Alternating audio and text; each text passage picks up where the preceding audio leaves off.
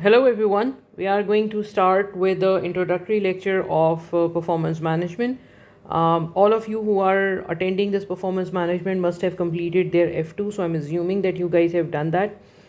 Uh, what is performance management and how this is different from your previous paper? See, first of all, you have to believe that the F2 paper was basically a paper which was designed for students who are at operational level or who has just started their journey. So in F2 paper, examiner is mostly or ACCA is mostly interested in telling you, in teaching you the basics of costing, like students must have discussed about material, what is labor, what are overheads, what are budgets, what are budgets and process costing and activity based costing, probably service costing, the basic structure of what the company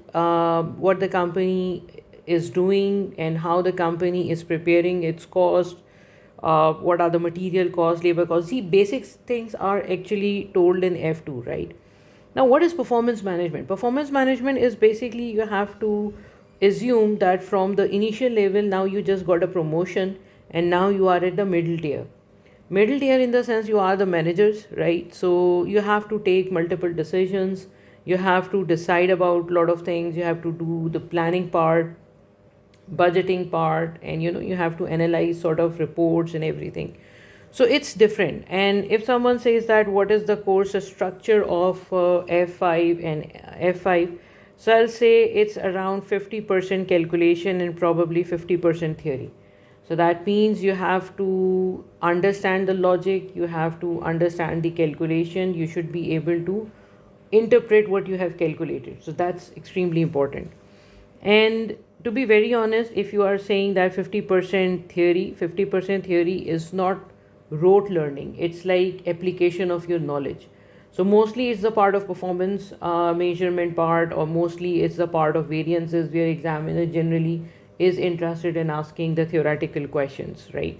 So let's discuss the syllabus of APM and let's see what we have in performance management paper. So the first part is costing methods, right? This is the easiest part in my opinion, easiest section in my opinion. So it starts from activity based costing. What you have done in your F2 paper previously is just an introduction of activity based costing. Now what you are supposed to do, now you are supposed to you should be able to calculate cost per unit, right?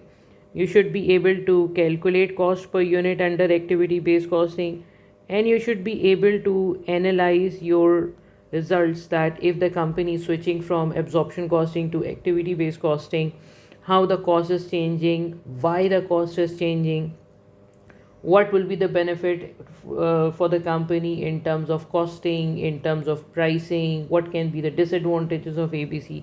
So that's basically the complete ABC chapter in performance management. It's quite advanced as compared with your F2 paper. Same goes with the target costing. In F2, students generally understand the basic concept of target costing, right? In F5 paper, yes, we do have that basic concept, but along with that, we have some calculation and we have analysis part. So now you have to calculate cost per unit. Now you have to calculate cost per unit. You have to identify the targeted cost. You have to calculate cost cap, and then you have to tell the company how the cost cap can be reduced or can be eliminated, what will be the benefit of using target costing, how this is different from your traditional pricing method. So these are few fundamental things which you should know when you are going to start with target costing in PM. Life cycle costing, again a very same difference.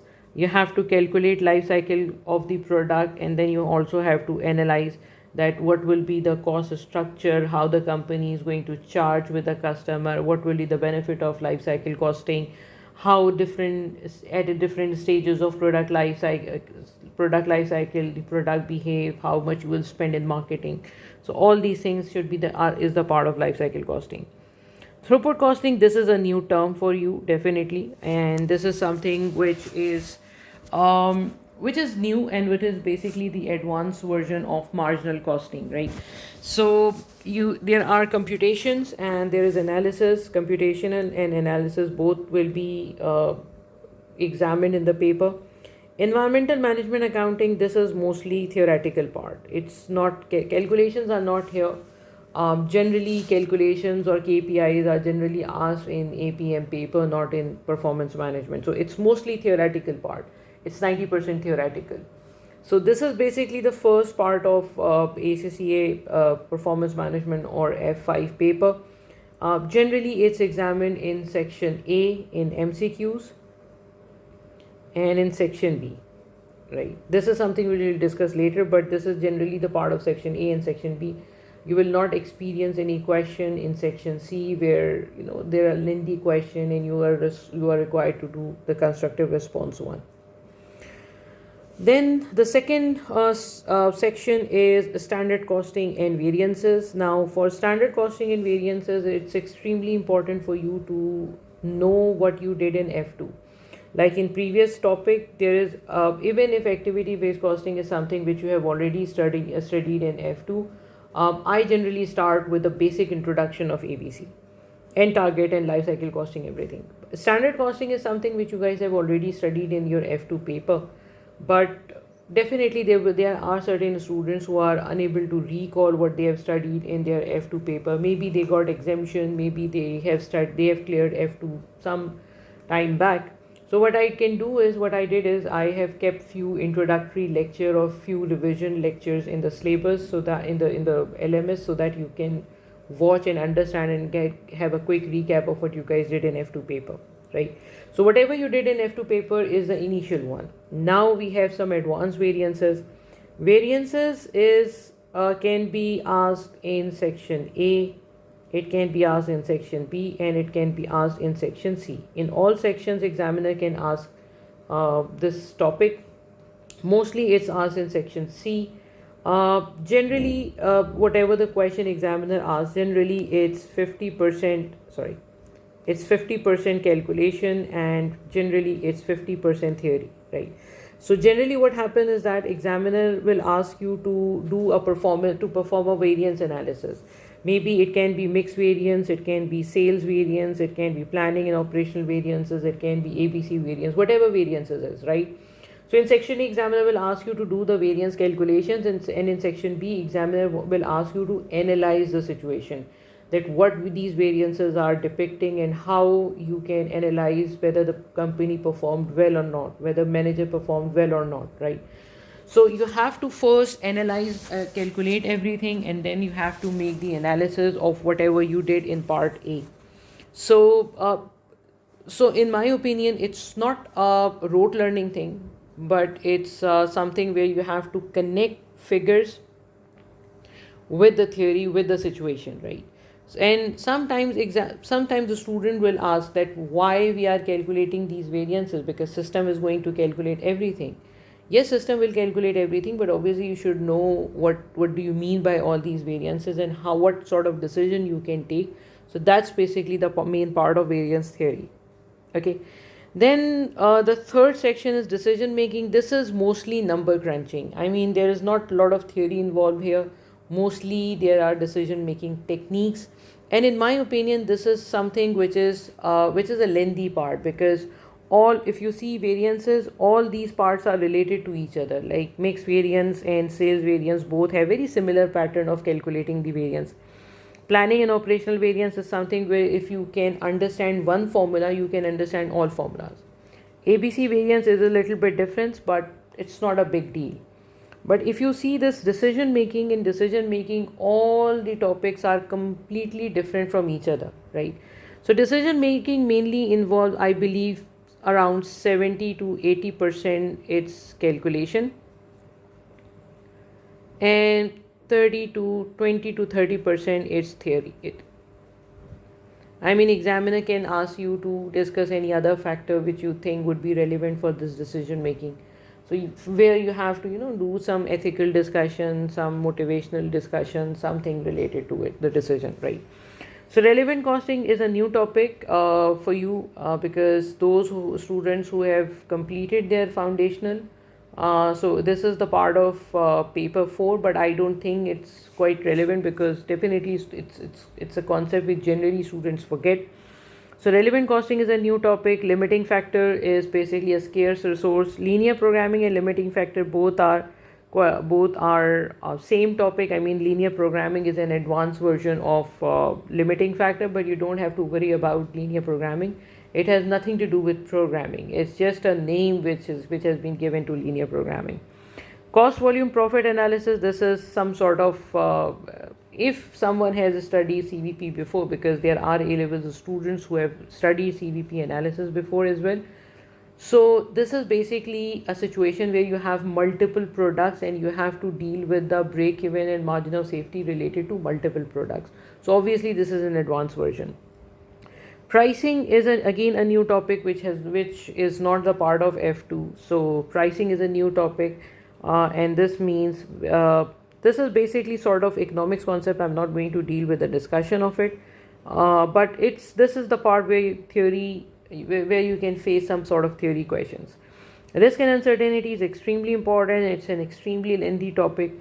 So there are 1, 2, 3, 4, 5, 6 topics which are completely different from each other. And in this whole discussion, we will be using marginal costing. So it's extremely important for you to understand what you did in marginal costing, right? Marginal costing is used in decision making. So this is basically the point.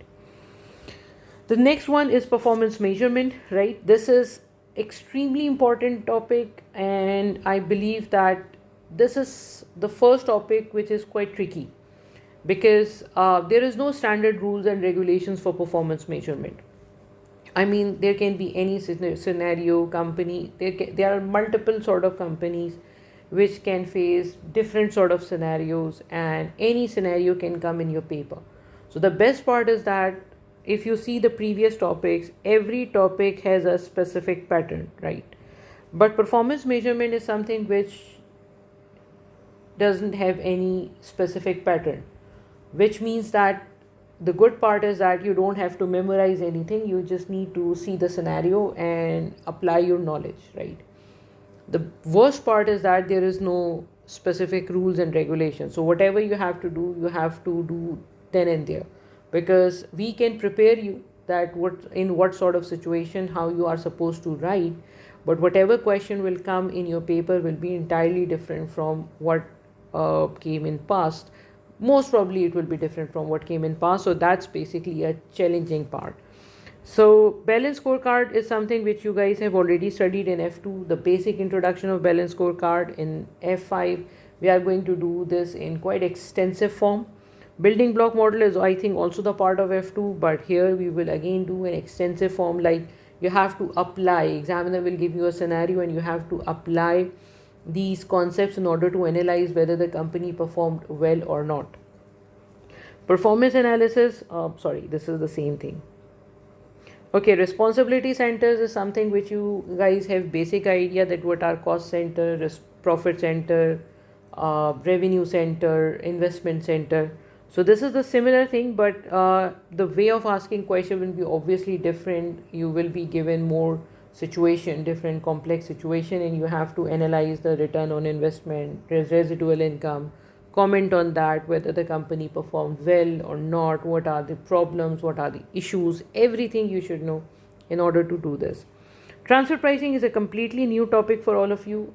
Students find it difficult. In my opinion, it's not difficult. It's just like if you understand it, it's extremely easy topic. And this is one of my favorite topics. So transfer pricing is a new one. This is something extremely new for all of you. Performance measurement in not-for-profit making organization. Examiner is now examining this topic a lot. So this is basically a situation where objective of company is not to make the profit and you are trying to analyze its performance. It was also the part of F2, but again at a very limited level. Now it's on extensive one. I mean 20, you can expect a complete 20 marks question from this part. Budgeting and IT. So budgeting is something which is again the part of F5, but it's not same budgeting what you guys have studied before. In F2 there was sales budget, purchasing budget, production budget, consumption budget, and there are a lot of budgets. Rolling budget, flexible and flex budget. In F5, you are not supposed to prepare those sort of budgets, but it's more like theoretical one. Like what are the incremental budgeting, why the company should follow incremental budgeting. So this is sort of chapter where I believe that book reading is extremely important, because you must know the advantages, disadvantages of all these systems: incremental budgets, rolling budgets, zero based budgeting, activity based budgeting, problems in budgeting. So it's mostly a theoretical part, right? Mostly it's, I mean, there are less chances that examiner will give you a proper budget. In case examiner will give you a budget, it will be simple, like you have to calculate the profit, so revenue figures will be given, how you will calculate the cost, the situation will be given. So it's not like your F2 paper. It's a simpler one, right?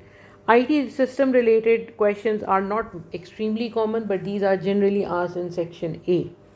So paper pattern is section A is of MCQs. So 15 MCQs, 2 marks each MCQ.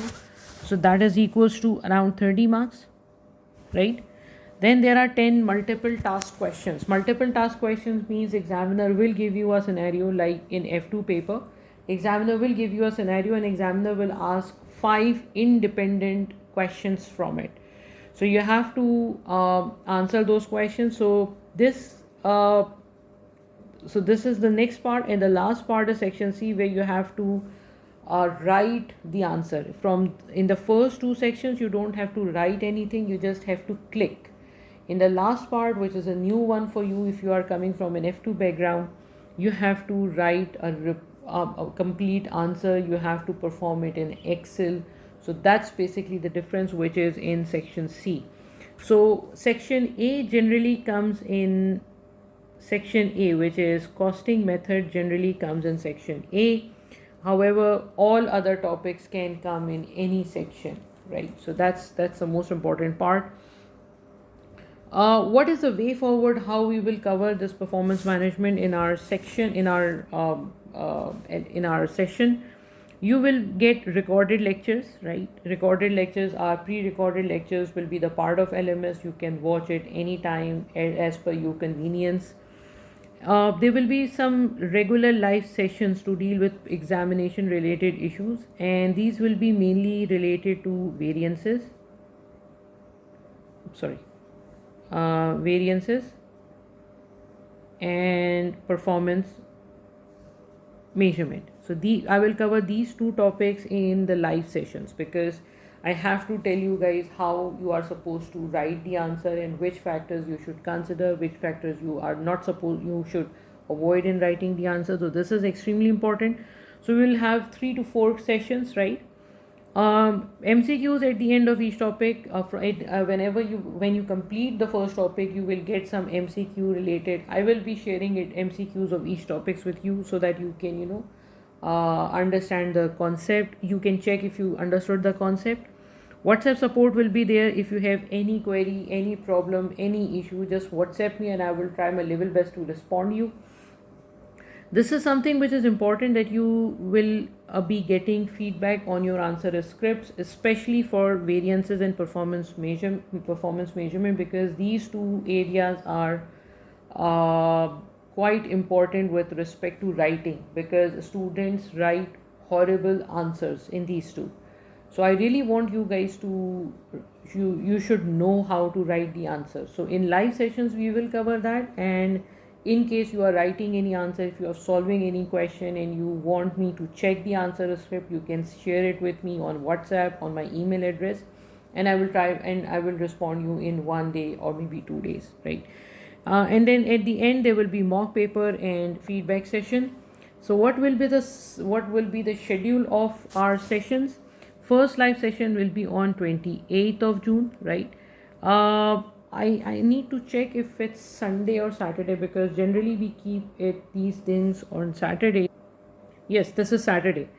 So we will have first class on 28th June. Then we have after every we have classes on every 15 days. In case I think it's needed, I will keep one extra class. Otherwise, generally it's after every 15 days. So in the first two classes we will discuss variances, and in the next two classes we will discuss performance management, and last class probably will see what we need to discuss in the last session. There will be one day exam focused webinar in which we will discuss decision making. We will do a recap of decision making, and then there will be mock paper availability, and then there will be a debriefing session at the end of September paper, right? So that's basically it from my side. I hope we will meet, or we will have you guys, I will meet with you guys on 28th of June, inshallah, when we will have our first live session. All right. Till then, take care. Bye bye.